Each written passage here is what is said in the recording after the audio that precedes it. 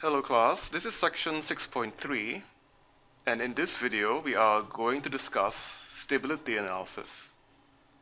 So we have this partial difference equation which models the heat equation. This gives us an approximation to how heat flows in a one-dimensional rod. We give it homogeneous Dirichlet boundary conditions and an initial condition. Don't forget that we have this parameter S, which depends on K and the delta T and the delta X. So generally, this will give us a pretty decent approximation for the heat equation solution. However, occasionally bad things can happen if the S is too big. I am just going to walk through the example that the book gives. The way that it's presented in the book is a little bit confusing, so I hope that the video presentation is a little more clear. So we'll consider this particular initial condition. We have F that looks like this. For the little pyramid, now 0.5 L, it goes up, and at its peak, it's at 0.25, and here's at 0.75 L. So we have this little triangle on the right side of the rod. So the initial condition is that we have 0 Celsius temperature in the left side of the rod, and the right side of the rod, there's a little peak of temperature, and it goes up to 0.25 degrees. This is our initial condition. And let's assume that delta x equal to 0.1 L. So we have 10 data points in terms of space. And let's show two cases. One in which we have S equal to 0.25 and one in which you have S equal to 1. And let's see what happens when we do those approximations. So at the S equals 25 case, first the T equals 0.00. This is just the initial condition. So we have this little triangle over here. This is where 0 is. And when T is equal to 0.01 seconds, it behaves more or less like we expect it to. We have a little peak here, and then it goes down.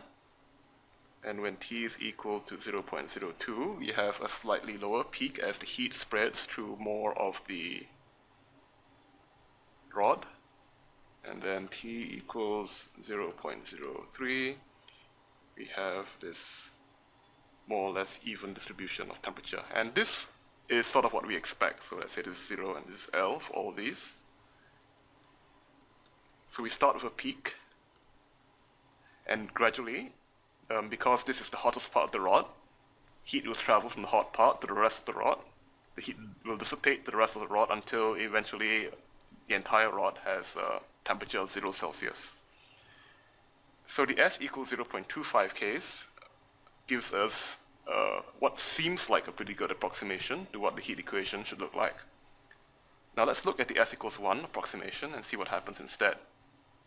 At time 0, we obviously get the same thing. This is just the initial condition. It goes to 0.5, and we get a little triangle over here.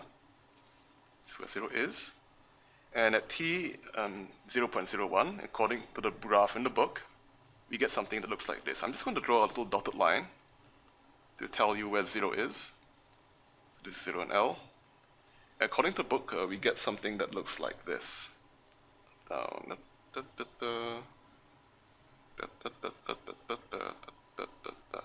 And already we see some trouble. We have a little region here which has negative temperature, and that really doesn't make any sense because the starting temperature was always either 0 or higher. There's no reason that a part of the rod would dip to below 0. So let's see what happens at T equals 0.02 for the case S equals 1. We start getting, let me mark again the part of the rod that is 0. We start getting less reasonable answers.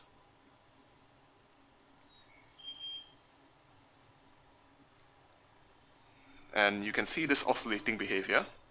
And it makes no sense that why heat would flow in this way, why we would get little hot spots and cold spots in the rod. The further along you go with time, the less reasonable your answers can get. We get really large jumps in larger times, as you can see from your book. So clearly, the behavior for s equals 0.25 is reasonable when we're thinking about heat flow in a one-dimensional rod, and the behavior in s equals 1 doesn't. It blows up. And you can see that when you do the calculation to further time, the temperature will blow up more and more. And we will say that this setting, when s equals 1, is unstable. And we have to be careful about the size of this s parameter, because when it is too large, we may get solutions that are unreasonable and that don't approximate the heat equation at all. Heat should not flow in this way. This is nonsensical. And Fourier-Von Neumann stability analysis is the tool that we use to make sure that these unreasonable situations cannot happen when we are doing our approximation.